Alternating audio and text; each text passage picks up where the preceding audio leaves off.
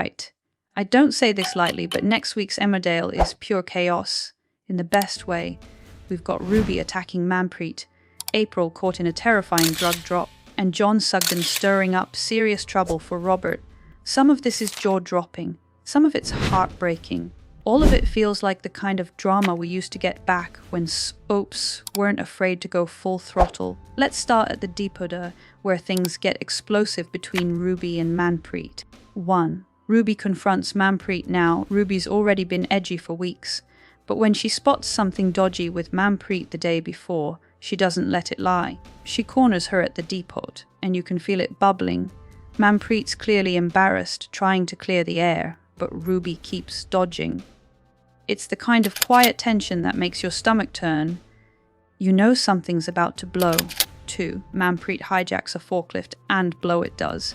Manpreet's had enough of the silent treatment, so what does she do?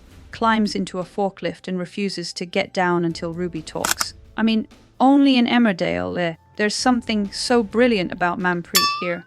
She's not being passive, she wants answers, and she's not going quietly. Honestly, fair play to her. 3. Ruby attacks Manpreet, then it all kicks off. Manpreet brings up the Cain affair, nothing. Ruby stays stone cold, but the second she mentions Steph, Ruby snaps. No warning, just rage. It's so fast and brutal, and you're left thinking, what is it about Steph that's still got Ruby on edge like that? There's more going on here, and I wouldn't be surprised if some long, buried secrets are behind that reaction. 4. Both women arrested, and yep, police are called. Both of them arrested for actual bodily harm. A night in the cells, no dignity left, and still no resolution between them. The real question now is, do they come out of this hating each other more, or will this finally crack something open and force them to talk properly? Honestly, could go either way. 5. Vinny bonds with Mike. Meanwhile, over in the countryside, Vinny's got his own little storm brewing. He meets a bloke called Mike, and at first it's all gentle and friendly. Just two people talking, a bit of curiosity, nothing loud or dramatic, but Mike quietly asks if Vinny's gay, and for once, Vinny doesn't run. He opens up. Not fully, but just enough. It's a rare bit of tenderness from someone who's been emotionally locked up for years. But don't get too comfortable, because this storyline turns fast.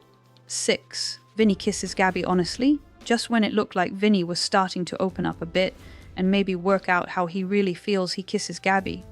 It's such a sideways move, especially after everything with Mike. You can tell he's all over the place emotionally. Still confused, still scared, maybe even clinging to what feels safe. But Gabby, she's no fool. She tells Vinny she's off on a spinite, but let's be honest, we all know she's hiding something. The timing's too weird, and her face says it all. She's got her own agenda, and that's what makes this whole setup feel so risky.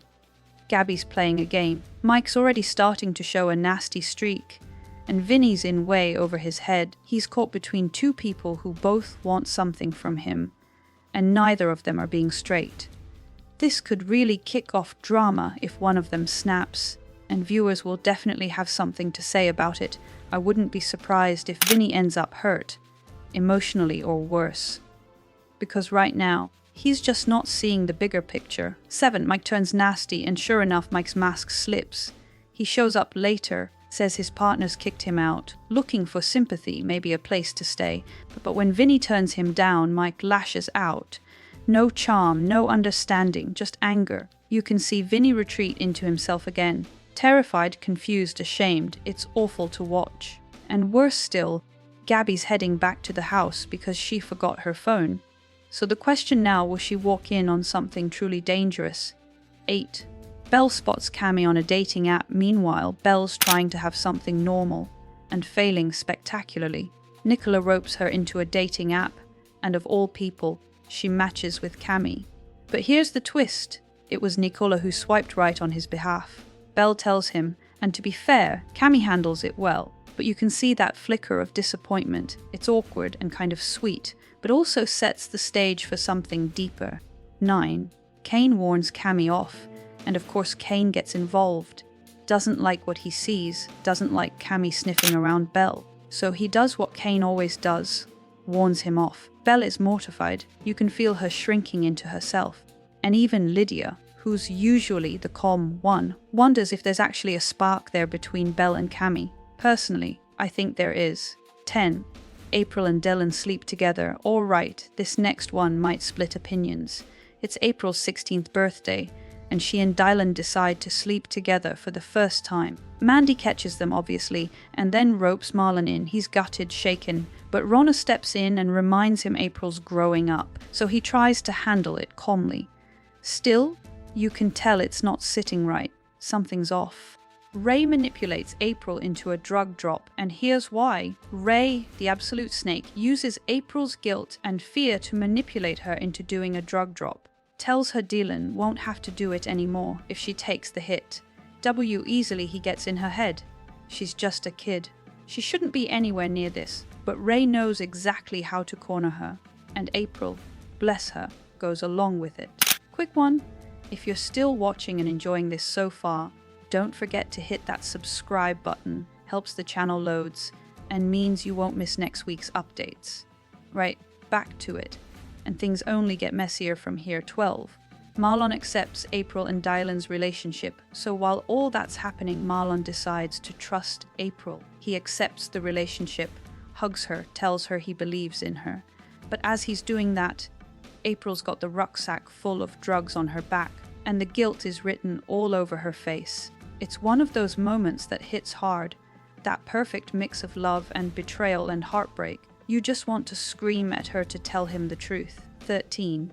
John gets jealous of Robert and Aaron now. Let's talk about John Sugden. He's been chipping away at Robert for weeks, and when he sees Robert and Aaron getting along in the cafe, something shifts. There's this weird jealousy bubbling under the surface. It's not about romance, it's about attention, control, maybe even legacy. And John decides to use little Harry to make his point. 14. Robert shouts at Harry. It's such a tragic scene. Harry's drumming, being a kid, but Robert's already wound up and lashes out. He yells, and right on cue, John walks in. Harry clings to John, not Robert, and you can see it crush Robert completely. For a man who's struggled with his own identity as a father figure, that moment cuts deep. 15. John talks bad about Robert to Aaron. Typical John, isn't it? Straight to Aaron the minute Robert slips up, just so he can twist the knife a bit more. He's proper smug about it too, laying it on thick, painting Robert as the bad guy, acting like he's only looking out for Aaron. But we know what this is. It's about control, about jealousy. And John loves being the one pulling strings in the background while Robert takes the fall. It's sly, and viewers are definitely going to have opinions about it. That said, Aaron's no fool. He's been down this road before, more than once, and you can tell part of him clocks what John's up to. He's not as easy to sway as he used to be. But when emotions are involved, especially where Robert's concerned, logic can go out the window fast. That's what makes this so tense. You're watching, thinking, is Aaron going to see through it this time, or is John about to wreck things all over again? 16. Cain uses secret funds for embryo transfer. Meanwhile, Cain's doing something totally out of character. He secretly pays for another embryo transfer for charity, using money Moira knows nothing about. Mac agrees to it, Charity's thrilled, and Sarah sees a softer side of Cain she probably didn't expect. But where did the money come from? Something about this feels unfinished, like a debt's coming due. 17, Charity is pregnant! And finally, after all the heartbreak, the hope, the trauma, it's confirmed. Charity is pregnant, and the whole wool pack explodes with the news. Sarah even organizes a baby announcement party. It's one of those rare joyful moments in the village. But you just know, this won't be smooth sailing, not with Charity, not with Cain, not in Emmerdale, so there we go. 17 big spoilers, and not a dull moment in sight. If you're excited, nervous, or just completely overwhelmed by what's coming, you're not alone. Drop a comment and let me know what you're most worried about next week. April's guilt, Robert and John, or Mike turning on Vinny. Don't forget to give this video a thumbs up if you enjoyed it, and make sure to subscribe so you never miss a spoiler. Thanks for watching, and I'll see you next time for more Emmerdale chaos.